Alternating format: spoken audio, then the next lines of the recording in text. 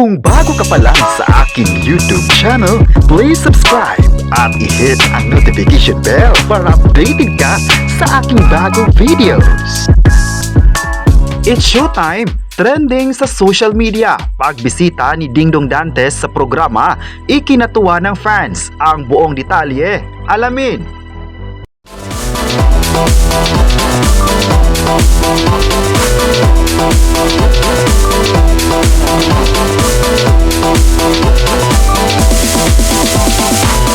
Ikinatuwa ng mga fans sa pagbisita ni Dingdong Dantes at Charo Santos Concio sa sikat na noon time program ngayon ng ABS-CBN kahapon, June 11, 2025. Kahapon, pinatrending ng mga fans ang mga kaganapan sa tanghali.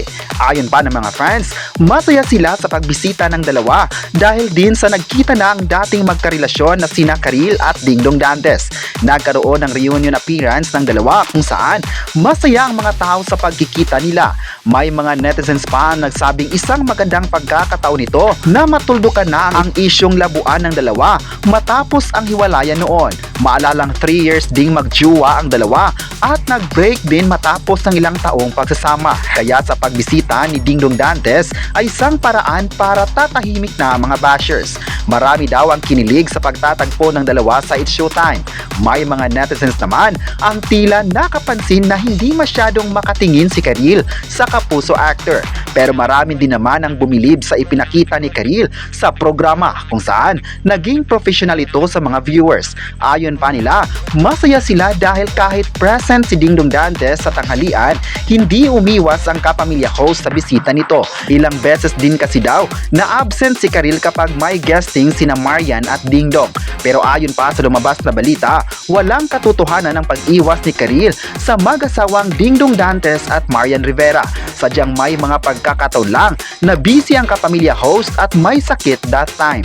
Kahapon, June 11, trending sa Twitter at ilang social media platforms ang hashtag It's Showtime Dingdong at hashtag Dingdong Dantes at Karil. At ngayong araw, patuloy pa rin ang pagtrending ng topic na ito.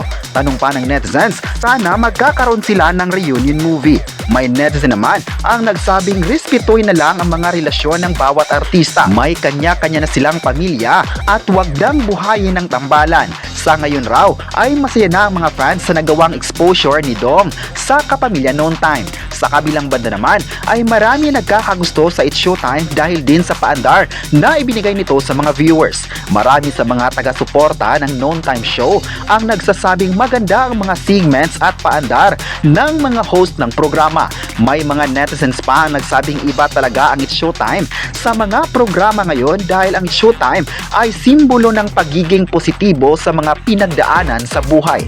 Marami ang bumilib sa kakayahan ng It's Showtime kung saan hanggang ngayon mas pinapanood ito ng sambayanang Pilipino. May netizen naman ang nagsabing sana marami pang taon na makakasama nila ang sikat na programa ng ABS-CBN. Sana raw patuloy pa nitong mapapanood kahit wala na itong prangkisa. Pero sa sitwasyon naman ng It's Showtime, lumalaban ito sa mga pagsubok na pinagdaanan sa nakalipas na mga buwan. Maalalang sinubok sila sa prangkisa ng network kung saan nagkaroon na lang ito ng limited reach sa free-to-air television hanggang sa nagbukas ng bagong tahanan sa GTV at maging sa collaboration ng GMA Network kung saan napanood ang It's Showtime sa GMA7. Consistent ngayon ang TV ratings ng It's Showtime kung saan patuloy itong nakakuha ng matataas na percent sa audience share. Ayon sa survey, sa taong 2025, may aasahang collab na naman kaya ang It's Showtime. Maalalang lumabas ang balita noon na hindi raw mapapanood ang It's Showtime sa GMA7 dahil matatapos na ang kontrata ng collaboration. Pero hanggang ngayon, patuloy pa rin napapanood ang sikat na noon-time show sa Kapuso Network dahil din sa nakuhang mataas na ratings at positibong feedbacks mula sa mga viewers. Hindi maitatanggi na mula sa partnership ng dalawang network ay mas dumami pa ang mga nag-aabang sa programa ng ABS-CBN. Marami ngayon ang nag-aabang sa It's Showtime kung saan paborito nila ang paandar ni Vice Ganda. Excited talaga ang mga viewers sa mga pasabog pa ng It's Showtime para sa mga kapuso at kapamilya viewers. Big surprises talaga ang pasabog ng ABS-CBN para sa mga taga-sugid na manonood. Marami din sa ngayon ang nagsasabing believe sila sa dedikasyon ni Vice Ganda dahil nakuha nitong pasiglahin ng noon time show. Pag absent raw si Vice, makikita ang lungkot ng studio. Magagaling naman ang ibang host pero hindi na tumatutumbasan ng energy na meron ang Ankabugable Star. Araw-araw daw silang nakaabang sa mga pakulo na gagawin ni Vice Ganda sa It's Showtime. May netizen pa ang nagsabing proud sila kay Vice Ganda dahil sa positibong naibigay nito sa mga audience. Kahit raw binato ng issue si Vice Ganda ngayon, hindi pa rin mawawala ang pagmamahal ng tao sa kanya. Sa tagal na nagpapasaya ang Ankabugable Star, marami ng mga masasayang nagawa ang kapamilya host na nagbigay inspirasyon sa mga viewers. Hindi raw basihan ang isang issue sa pagkasira ng isang artista, lalong-lalo na kung wala namang katotohanan. Mas marami pa rin mga nagpakita ng suporta sa kanya. Sa issue kay MC at Lassie, sadyang tahimik lang si Vice dahil ayaw niyang magbigay ng statement. Grabe na din kasi ang pambabatikos ng bashers kay Vice Ganda sa hindi pagsipot ng ibang komedyante sa It's Showtime. Pero ayon pa ng mga netizens, walang makakapigil sa pagmamahal nila kay Vice Ganda. Kahit anong issue pa yan, hindi matitinag ang suporta nila. Mahal nila si Vice Ganda kung saan masaya ang tanghalian ng mga Pinoy. Kahapon is bigger sa pasabog dahil kay Dingdong Dantes at marami talaga ang manonood sa sikat na programa ng ABS-CBN.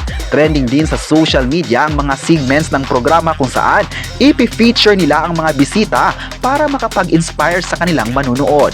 Isa din sa nagustuhan ng tao sa It's Showtime ay ang connection ng viewers sa programa kung saan kahit nasa bahay ka lang, pwede kang maging contestant sa mga segments nito. Para sa lahat daw ang It's Showtime. Abang-abang na lang mga kapresko sa mga bagong pasabog pa ng It's Showtime para sa minamahal nilang audience. May mga netizens talaga ang nagmamahal sa It's Showtime. Dahil din sa collaboration ng It's Showtime sa GMA Network, mas dumami pa ang mga viewers mula kapamilya hanggang sa Kapuso Network. May mga kapuso na ring nagmamahal sa It's Showtime ngayon dahil din sa paandar ni Vice Ganda sa sikat na programa ng ABS-CBN. May mga fans din ang nagsasabing sana tumagal pa ang It's Showtime sa Kapuso Network dahil alam naman nila mas dumami pa ang reach ng kanilang audience sa pagpasok nila sa Kapuso Network.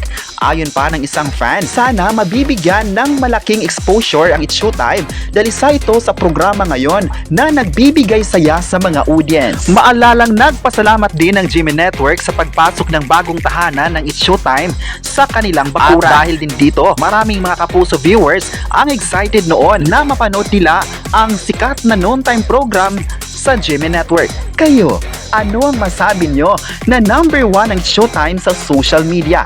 I-comment na kung proud kayo sa It's Showtime at huwag kalimutang i-subscribe ang ating YouTube channel.